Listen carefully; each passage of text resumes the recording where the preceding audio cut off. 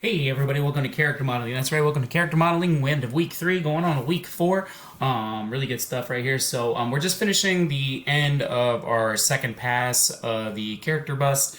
We still have another week to work on it, and then we'll be moving on to character body next week, so that'll be cool. Do keep in mind you have discussions due tonight. I've kind of added some discussion posts yesterday.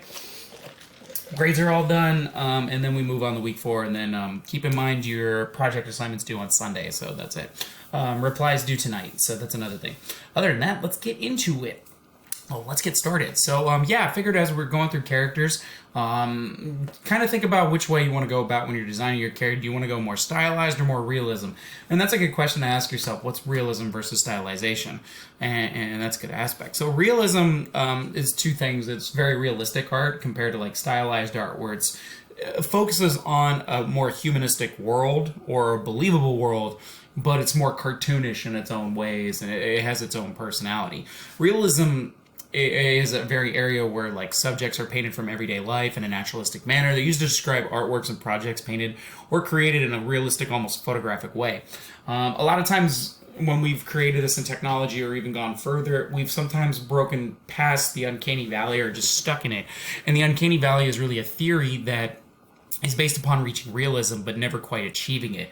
We as artists have always come so close, but as humans, we can figure out what's not real. And so that's why it's like we've always come very close to realism and how realistic humans look in digital areas or in TV, but we still haven't really achieved it fully. And it's come close. We've come close many times, nearly reached it, and we still keep getting closer. We're not quite there yet. And at that point, if we get there, it's just going to be really confusing at that point. And however, humans tend to find mistakes in everything, and that we know what's real from sense of birth. That's why we can tell what's real and what's not real. Now, if you go more stylized, this is more decorative generalization of figures and objects by means of various conventional techniques, including like simplification of line, form, relationships of space and color.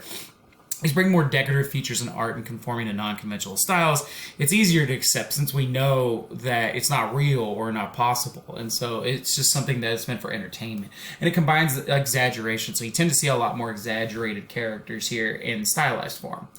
And pretty much you can just kind of go about that and figure out which route you want to take for yourself. And that's a big thing for your character. That's really going to bring out your character's style and personality. And that really matters, right? So, all right. Pie post due tonight, Saturday.